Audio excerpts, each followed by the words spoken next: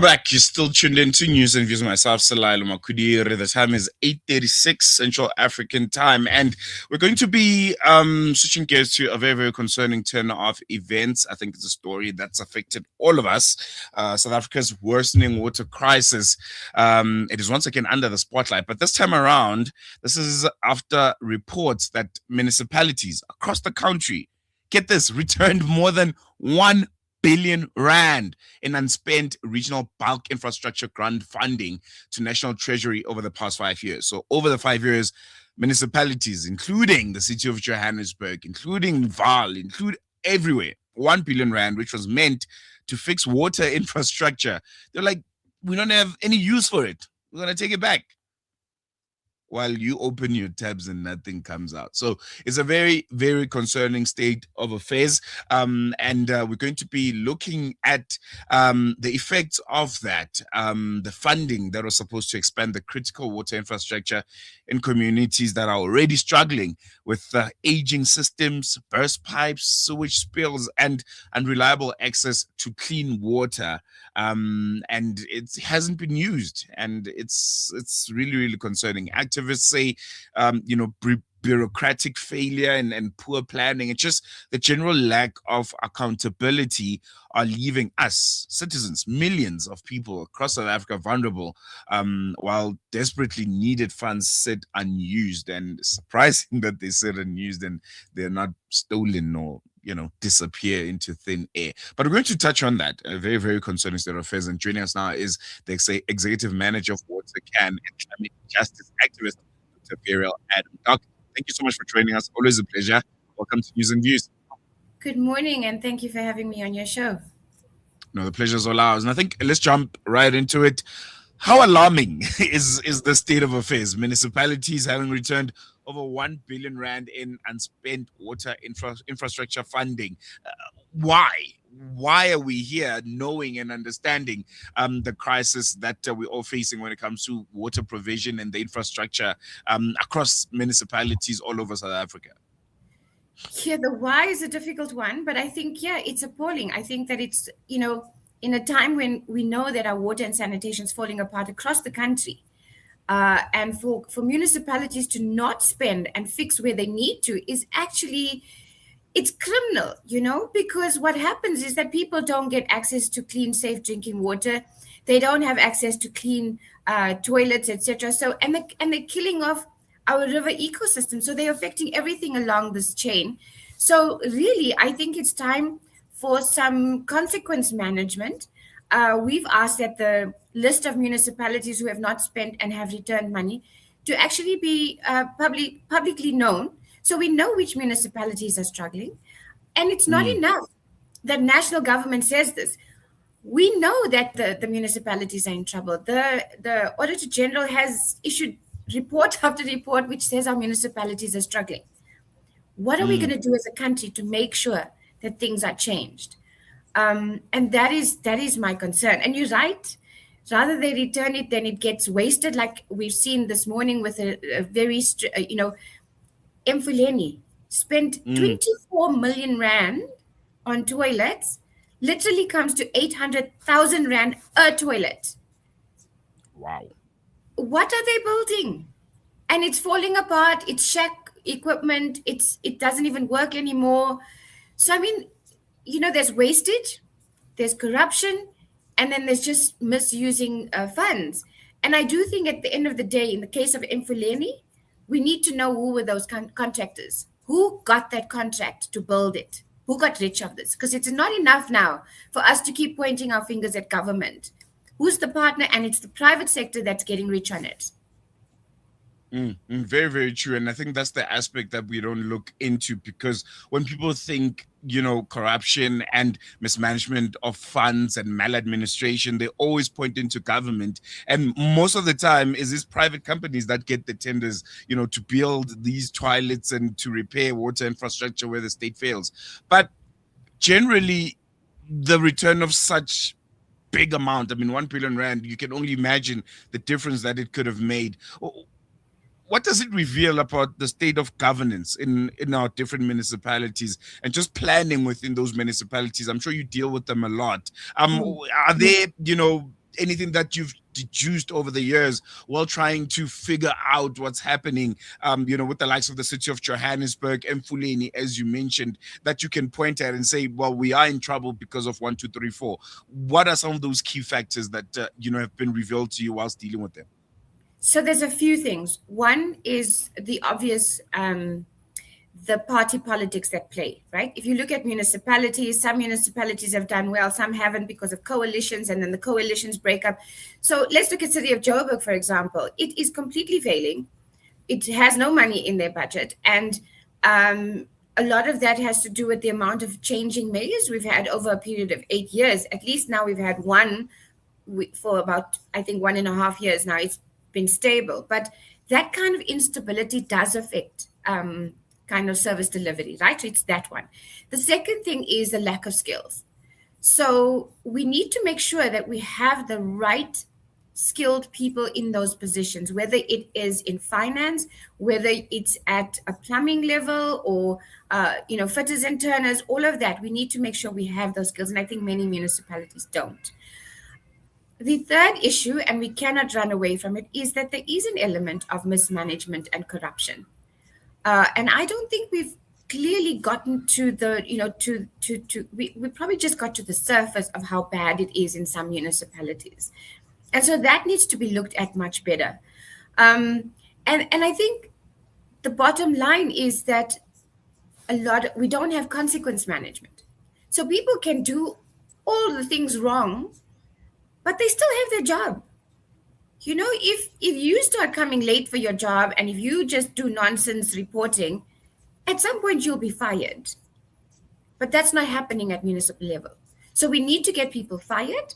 And I think also in cases where money has gone missing, where things have gone wrong in terms of the finances, people must be charged. It happens in any other kind of arena. So I think it's all of that combination that then leaves a municipality stuck with the same behavior. But if we don't start changing that behavior, if there's no level of you are responsible, even as a mayor, you are responsible for this budget, you've messed it up, you've got to step down. When last have we seen a mayor step down because of that? Never. And that is the bottom line. The buck has to stop with the senior managers. The city manager and the mayor must account. And of course, the finance person need to account for all of these mismanagement of funds. The local government elections later in the year, I think, is sometime in November.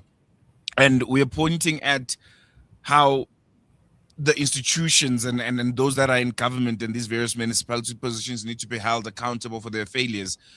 How much responsibility do citizens have, especially when it comes to, number one, being active participating voters, and number two, being active citizens and being part of organizations like yours? How much of the blame, honestly, can we also put onto ourselves, where we just don't do enough? There are people that say, I'm not going to vote. It's not going to do make any kind of difference. Or, I'm not going to go out and protest because, there's a stigma of who generally protests in this country and what they look like. The responsibility, the onus on us, making sure that those that are in these positions are held accountable and we fire them by voting. How much of a factor is that, and how important is it also? I think you've touched on a very, very important point. Firstly, I do protest, so I don't know what is the stigma. Well, maybe there's a stigma against you. Yeah, I guess so. So I think the issue is that it's very important. I think that citizens forget the power they have over what's going on. So you're right. We cannot sit back and say, this is this government, but the people are voting them in. So I think it's very important to vote. But having said that, democracy does not stop at the voting polls. It starts at the voting polls. Our work we cannot become complacent. Maybe we've become lazy citizens. Maybe we just vote and we're like, well, whatever happens, then happens. No, I think we need to turn that around. We're seeing it more and more, where community groups, whether it's residents associations, whether it's church groups, mosque groups, whatever it is, they are starting to take over their little suburbs or areas. They're painting lines on the street, they're making sure the dirt's picked up. But also, as citizens, we know when things are going wonky, right? Mm, mm, So if you see toilets being built and you think that those toilets are nonsense, what is government doing? Take a picture, send it to the media. We can start being more visible and vocal around what is going wrong in our society, and doing that holds government accountable. So mm, we can be kind of the whistleblowers, but it's more like, we're going to keep you on track. You said you're going to fix this road. You fixed it last month, but look, it's broken again. It's when things like that come to the media and come to the fore, we can then go to government and say, who got this contract? Why did they get that contract? And we can unpack the kind of corruption. So less corruption happens when things are open and transparent, and when information is available. And I think that comes from our role. We need to also be mindful that we need to start talking to our children, the generation coming through, that it's not okay to be corrupt. It's not okay to get a quick fix and be rich. mm, We're mm, losing that ethic in our society. And we, as ordinary citizens, have a very big role in deciding on who goes into government, in unpacking, and whistleblowing and keeping government on track, and then also educating the generations to come that this is not how we should be doing things. Also, in terms of voting, is that what we need to realize is that we can vote any party in. Because of the complexity of municipalities, that one person, one party is not going to fix a failing municipality. It's the society that's going to fix it. It's us, mm. the media, the activists, the organizations, people on the ground are going to fix it, not one party. And we must remember that our power actually is stronger than some of the parties that are going to get in there. Very, very important. And I think that should be a code, what you're saying is very important, especially leading up to the elections. But just lastly, before I let you go, Doc, you interact with some of the municipality officials quite a lot.